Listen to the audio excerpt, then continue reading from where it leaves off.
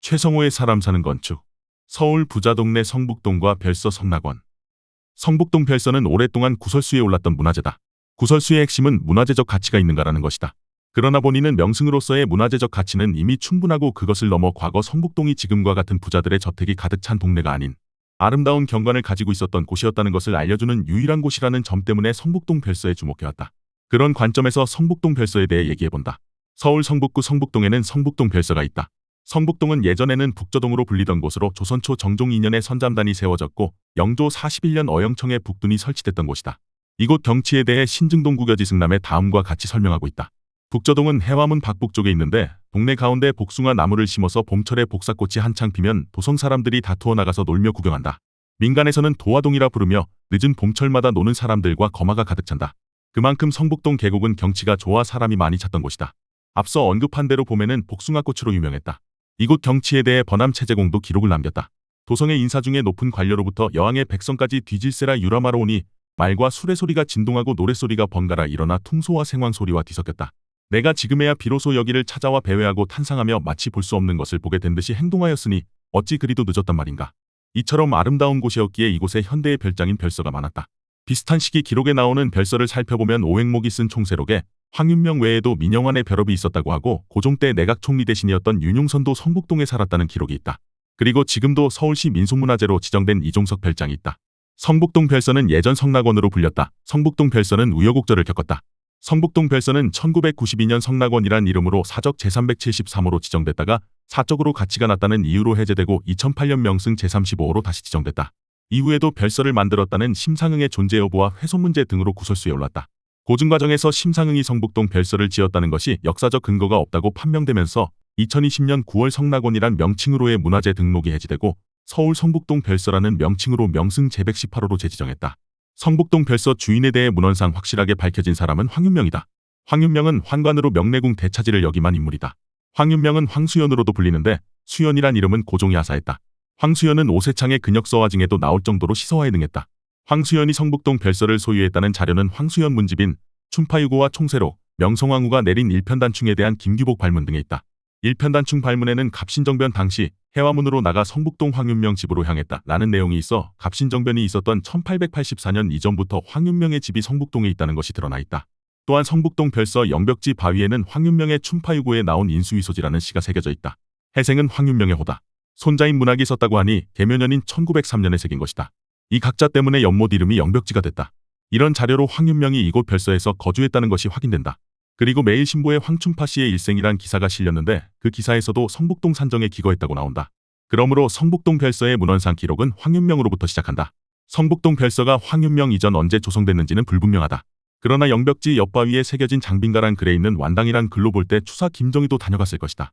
추사의 글이 아니라는 의견도 있다. 성북동이 워낙 경치가 좋다는 것이 알려졌으니 추사가 다녀갔다고 하는 것도 특별한 일은 아니다.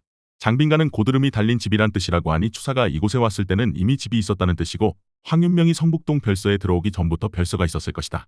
그 별서가 어떤 과정으로 황윤명에게 넘어갔는지 확인할 수 없지만 황윤명이 쓴 춘파유고에서 이곳에 있던 집을 쌍괴당 쌍괴누옥 쌍괴실이라고 언급하고 있는 것으로 보아 황윤명이 적극적으로 별서를 조성했다는 것을 알 수 있다. 성북동 별서는 이후 의친왕 이강의 별서가 된다. 1915년 조선총독부가 발행한 지형도에 이 지역이 이강공 별저로 되어 있고 1927년 12월 23일자 동아일보에 이강공 별저에 화재가 났다는 기사가 실렸다. 소유권이 넘어간 이유에 대해서는 알 수 없지만 두 차례에 나눠 이강에게 소유권을 넘긴다.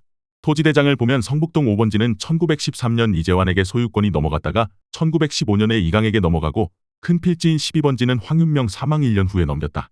해방 후인 1948년 황자근의 소유가 됐다가 박용화를 거쳐 1950년 제도산업의 사장 심상준에게 넘어갔다.